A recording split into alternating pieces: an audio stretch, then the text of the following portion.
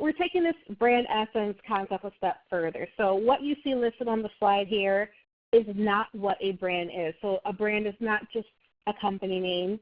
It's not a trademark. It's not just a logo, packaging, or product. So a lot of people see this and they get confused, like, well, what is the brand? If it's not all of these things that we have worked on or spent many hours brainstorming on, what is a brand actually? So I'll tell you. A brand is what you see here, a collection of your thoughts and feelings about your experiences with a company or a person. The person can be related to the brand. It could be someone who works for the company or someone who touts the brand very vocally in the marketplace. So that's what a brand is.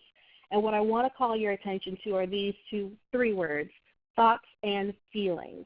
That's really what a brand is.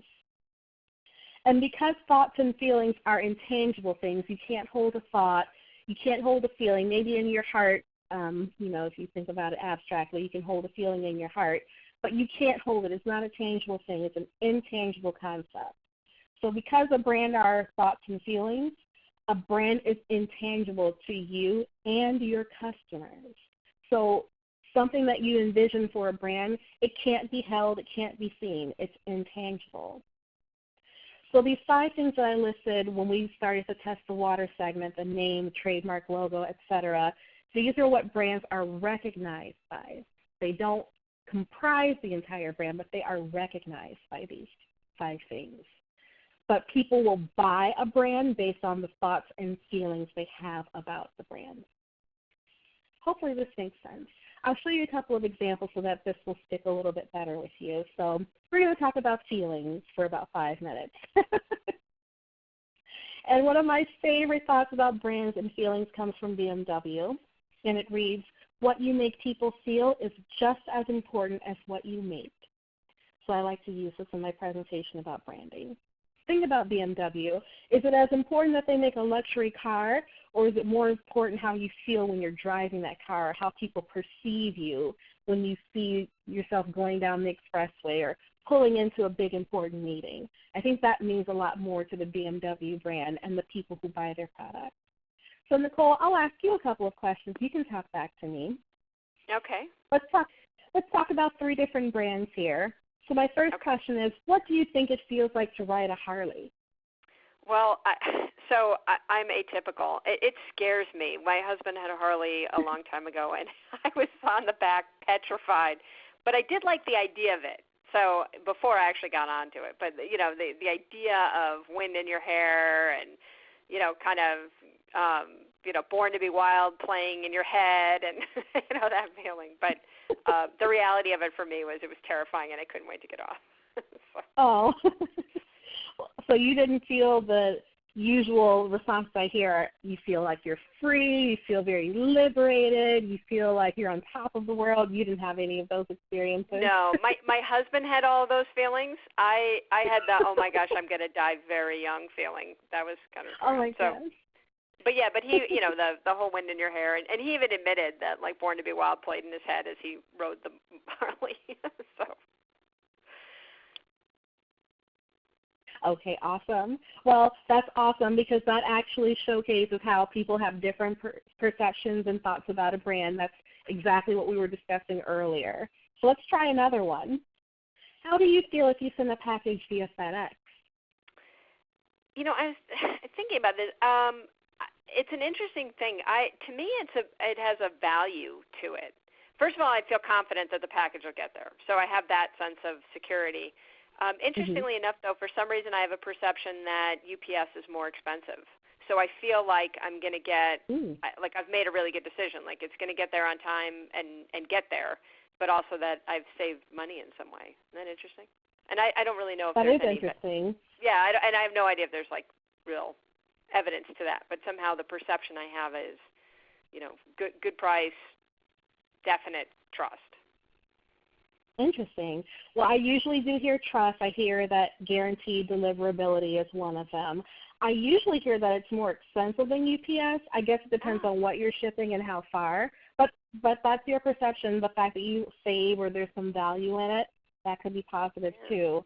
But yes, I agree. That's how I feel about FedEx too. Now I know some people say, oh, I tried to ship something and it never arrived, so I trust UPS over FedEx. So it really depends on your experiences with the brand.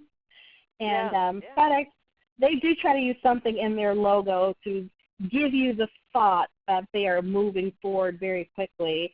I don't know if you've noticed this, but in between the E and the X here, there's a little arrow pointing this way, showing motion. Wow. So they're trying to subliminally tell you that they're moving forward and they work very efficiently. Everybody doesn't see it, but I like to always show that in the presentation.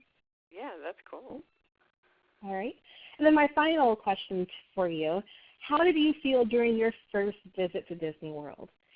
So I have an interesting thing here. I did not, unlike most people who go to Disney the first time when they're a kid, I actually went as an adult for the first time. And my face hurt by the end of the first day because I was smiling so much. Like, it was just a nonstop smile from like 7 in the morning until midnight. It was just like such a happy place. Everything about it, I was just giddy. I mean, it was great. So it was, it's amazing that you think as an adult you might go in a little cynical, and they I don't know, there's something in the air. You just like all that drops away, and you're just like, yay! I love it.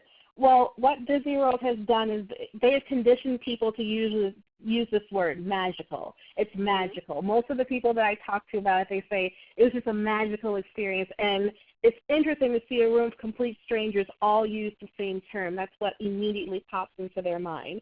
So from the time you get on the plane to the time that you get to Orlando, everybody usually has about the same experience. So Disney has captured brand essence in a bottle, and they can distribute it all over, which is fantastic. So we talked a lot about, yes, for sure. We've talked a lot about intangible versus tangible. So I want to give a couple of examples so that I can make sure that you understand the difference between the two when it comes to branding. So I'll give you 2 examples here. And the first, we'll start with Nike Air Jordans. So these are the special branded version of sneakers that Nike does for Michael Jordan still. So a tangible benefit of Nike Air Jordans is that they are lightweight. Some of the lines that they create are made very light so that you can feel like you're flying through the air as you're running down the court. So an intangible benefit would be that Nike Air Jordans help you feel like a superstar. The tangible benefit is something you can actually measure. You can pick up the shoe, you can feel the weight of it, you can put it on your foot, you can see how light it feels to walk around. You can actually perceive that. The intangible benefit is that you feel like a superstar when you're in that. You transform into the next Michael Jordan or Steph Curry or whoever you want to call yourself out on the floor. All right. The second example would be with L'Oreal. So they create a line of hair color called Feria. So a tangible benefit of using this hair color would be that it covers your gray hair. If you use it correctly, you don't have any more gray hair, so that's great. But I think more people buy Feria hair color because of the intangible benefit, which is it gives you confidence. So if you feel that the gray hair holds you back, maybe at work because people perceive you as being older, or you're just not ready to show your true age yet and you want to cover up your hair, it gives you additional confidence to use. It makes you feel like a superstar like Beyonce maybe, or whoever your superstar alter ego is. Okay? So here is the 9 criteria that you need to have for brand essence. I'm not going to go through the entire list here because this could take over an hour, but the one thing I do want to draw your attention to is that intangibility is the second thing that must be demonstrated with your brand. So this is the perceived attribute. So feeling like you possess the superstardom of Michael Jordan or the confidence of Beyonce after buying your product or your service. They want to feel a certain way having worked with you. Okay? Yeah. Sue asked a really good question. How does this list work with services, not just products? Sure. So for services, you want to instill trust. So an intangible benefit would be an attribute. So for example, if you were working with, I'm trying to think of a service-based company. Let's use, who does the carpet? Stanley Steamer. So let's say we're getting ready for the holidays. We want to make sure the house looks its best, and you're buying services from Stanley Steamer to come in and clean all of your carpets. Well, the tangible benefit of using Stanley Steamer is that your carpets are clean, which is, that's good. But the intangible benefit is that you feel comfortable in your home. You feel comfortable opening your home to guests. You're putting your best foot forward. If you have kids, you don't have to worry about the kids if they have allergies or they're crawling around the floor. You're not going to pick up anything dirty, or, people won't have anything to say about that. So you're building in other intangible benefits, more like peace of mind, having them come in and do the work that they do. So hope that answers your question too. On the corporate side, I think one of the things I see is sometimes, even though companies are so cost conscious on the procurement side, I think sometimes the brand has a cachet to it. So you bring in a certain consulting company because they have that cachet, and we're engaged with them, and then so you sort of are borrowing their cachet and their credibility in a way to make you like the consultant we bring in is representative of the caliber of company that we are. Sometimes I think that goes on too. Exactly. I would agree with you 100% there too. Yes. Perfect. So one of the age-old debates that we have is Coke versus Pepsi. So there are some people who will not touch Coke, or they won't touch Pepsi, and there are an equal number of people who could really care less between the colas. They can't distinguish the difference between each brand. So whether or not you care for one of these brands over the other is very important to marketers who are responsible for promoting these brands. And so for this reason, I showed this quote. It's when you don't perceive the intangible attributes of the brand, those products are a commodity to you. And becoming a commodity could be something that's very dangerous for your brand. So let me show you the difference between the two. So say you're in a restaurant and you're ordering a hamburger. Some people may ask for ketchup, and I may ask for Heinz. So in that case, ketchup would be considered a commodity to people that just ask for ketchup. But to me, I'm asking for Heinz specifically, so there is a difference in those ketchup brands. So just as you mentioned, Nicole, that some consulting groups may have some type of cachet to say that you work with them, you work with McKinsey, or you work with Bain Consulting Group. Those groups maybe carry something special with them. So you will ask for them by name as opposed to just the general product. The same thing has happened with Xerox. They will say, Xerox a copy for me. Hand me a Kleenex instead of a tissue. So those brands are not commodities. There is a difference between what they do versus their competitors. So there's a survey done every year. It's called the Brand Keys Customer Loyalty Engagement Index, and they pull up, I think, 500 different categories that they can use to show the difference between what is the top rated brand by customers in each industry. So what you see here are just 4 examples of items that are not commodities. So for beer, people don't ask for just beer. They'll come in and say, I want a Sam Adams. That has the highest rating in the beer category. For natural food stores, Whole Foods. For packaged coffee, Dunkin' Donuts was rated top packaged coffee, but they did tie for Starbucks for best coffee out of home, so they still had a little competition there. And then Science Diet for dog pet food, Purina was the top choice for cats. So when people go in and request something by name and nothing else will do, these are the items that are not considered to be commodities. So you want your brand and your corporation and your industry to be the same thing. You want for them to ask for you by name, to search for you by name in Google, not just to look for other companies within the same industry and hope that they land upon yours. Okay? So we talk about a brand versus a commodity. Remember that brands compete on their intangible assets, so the way that you make people feel or the confidence that you give them that they think that they have after using your brand. And where commodities will compete on price or convenience. So when people ask, should I decrease my rates? Should I try to do more discounts? Well, then you're putting yourself in the category of a commodity. You always want to be seen as a strong brand and compete on the intangible assets that you can offer your customers. Okay? So the best way to do this, especially if you're in an industry where there's so many of you. So if you're in consulting, there's tons and tons of consultants. How do you stand out? How do you get other people to notice you? That's when I say you have to transform into what's called a non-negotiable. So non-negotiables are items that no matter what happens with a company, if they have to cut their budget, if they have to just slow down on some other initiatives that they have going on, they will not get rid of you. They will keep you because they have perceived the intangible assets of working with you, and you will always remain part of their business. So when looking at non-negotiables, I always like to pull up a picture of Maslow's hierarchy of needs. So I believe everybody should be fairly familiar with this. If you're not, Maslow was a scientist that said you have to have certain needs met before you can move to the next level of happiness.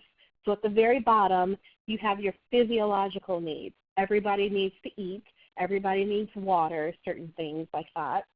Safety needs, everybody needs some type of shelter to protect them. They need to feel some type of security so that they don't feel scared walking around outside. Then we move to social, being part of a group, feeling like they belong. Self-esteem, having somebody recognize them, gaining some type of status.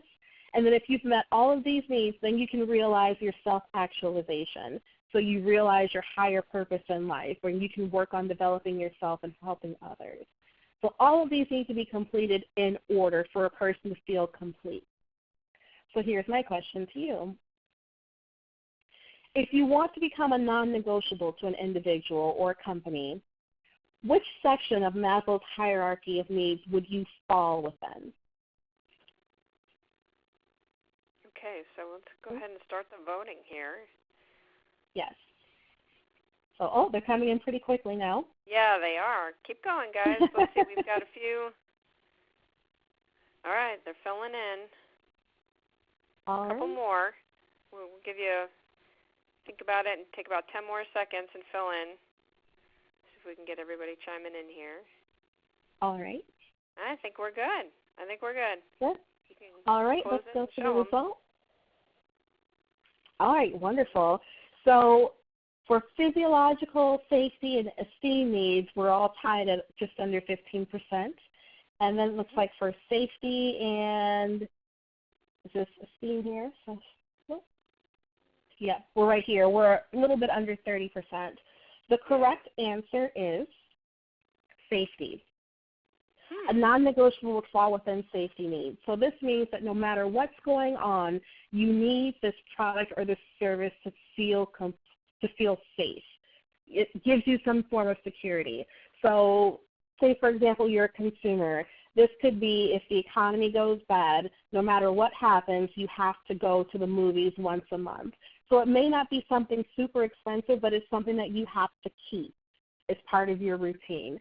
Or no matter what happens with a company, if they lose money or lose clients, they need to keep maintaining their instructional design piece because that keeps their employees there, having great training programs. That could be a non-negotiable for them.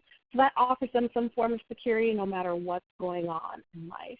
So don't forget the non-negotiable. You always want to find yourself within that safety need. Also, it's easier to attain.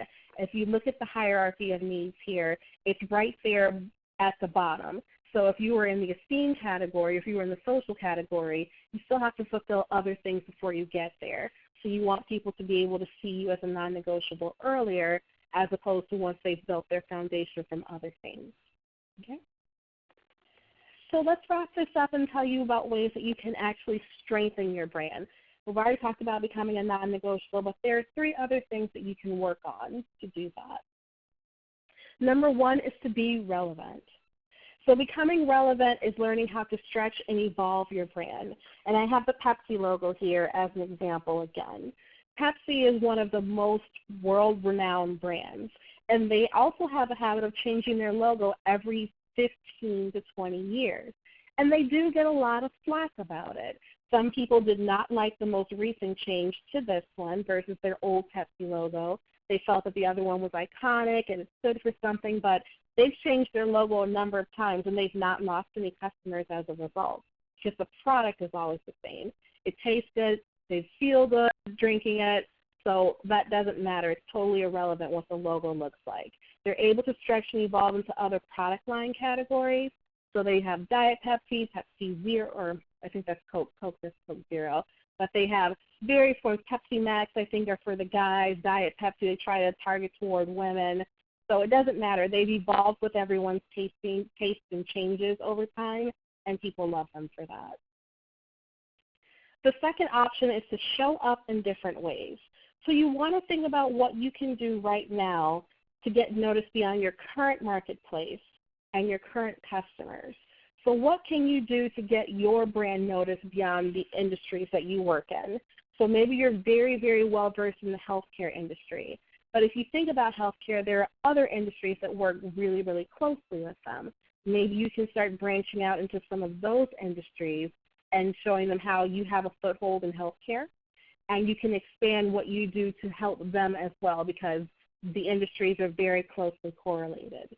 So that's showing up in different ways or showing up in an unexpected way so that people notice you is great. The name of my company is Freshly Baked Communications. It's usually a conversation starter for people to ask, well, why would you name your company something like that? Do you like to bake? And the answer is yes, I do like to bake, but that's not all that it is. And it stems from my experience at Kraft Foods and my ability to work with consumer packaged goods brands as well as B2B brands as well as I've evolved over time. So it's a really cool way to kind of start the conversation and show how I can work in different areas and show up in different ways for different industries. And then finally, you want to create new partnerships. So if you're struggling with your brand or you're struggling to try to find your way into new industries and working with new people, start looking at what you have in common with complementary businesses outside of your industry. So 2 logos that I put up were the brand new Verizon logo, which a lot of people are not really liking the change, but you know, that's okay because Verizon is not going to lose any money from that. And the KFC brand. So if Verizon wanted to do something unique and maybe tap into a new market with the new logo, maybe they'll do some type of partnership with KFC. If you eat at KFC, maybe you'll get a coupon off of your next phone. Or vice versa, if you go into Verizon and you purchase a new phone, they may give you a coupon to go into KFC and try some new product that they have going on. So there are ways to create new partnerships, especially because the colors that they use in the logo are very similar. If anyone has noticed, they kind of tie together. Using those 2 brands to your advantage also helps with brand recognition and helps you jog your memory when you're thinking about working with brands in the future.